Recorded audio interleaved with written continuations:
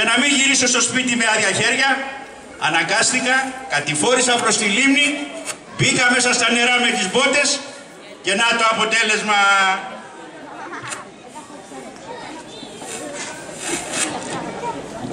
Πάρτα γυναίκα, μαγείρεψε ό,τι φαΐ θέλεις.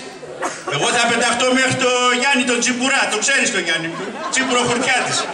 Θα πάρω και ένα μπουκάλι τσιπουράκι και ό,τι φαΐ κάδεις θα καθίσουμε να το φάμε παρέα. Εντάξει. Άντε πήγαινε να πάρεις το τσιπουράκι, εγώ θα στα έχω έτοιμα τα ψάρια. Και πρόσεξε, μην τύχει και να χαραμίσεις τέτοια ωραία ψάρια. Αλλήμωνο πάπη μου, τι λες τώρα.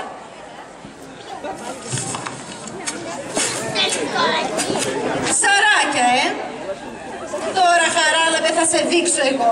Θα σε κάνω να παραδεχτείς τη μαγειρική μου. Γιάννα, ήρθε η ώρα σου. Τσέρτσον την κάτα. Τα μικρά τα ψαράκια θα τα κάνω τηγανιτά. Τα μεσαία θα τα κάνω σούπα. Και τα μεγάλα θα τα βάλω στο φούρνο. Και τότε, κύριε Χαράλαμπε, να δούμε τι έχεις να πεις για τη μαγειρική μου. 40 μίλα κοκκίνα πουλί. Σκασμένο τα βρήκε να τα κάνει. Αχ, θα κάψω και τα ψάρια και θα φωνάζει ο Χαράλαμπος. 40 μίλα κοκκίνα πουλί σε ένα μαντήλ δεμένα. Τι έγινε, Χαράλαμπε, τα τσούξαμε? Όχι ρε γυναίκα, τα τσούξαμε. Πήγα εκεί στο Γιάννη και βρήκα παρέα. Ήτανε ο Χρήστος ο Γιαννούδης, ήταν ο αντιδήμαρχος ο Τίτσιος ο Γιάννης, όλοι μαζεμένοι εκεί και με κεράσανε ένα τσίπουρο. Το ένα έγινε 2, τα 2 γίνανε 4 και ήρθα στο κέφι, αδελφέ. 40 μίλα κοκκίνα πουλί. Γυναίκα, το φαΐ έγινε?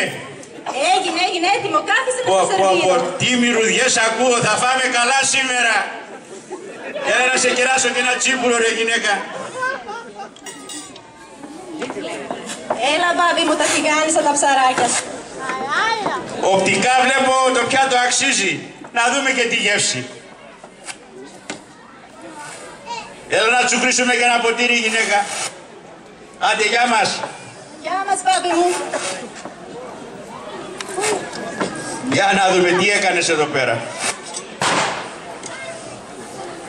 Τι είναι αυτό ρε γυναίκα? Τηγανιτά ψαράκια. Τι τηγανιτά αυτά? Το πυρούνι να τσιμπάει. Για να δοκιμάσω. Γιατί λένε η γυναίκα και το ψάρι με τα χέρια τρώγεται.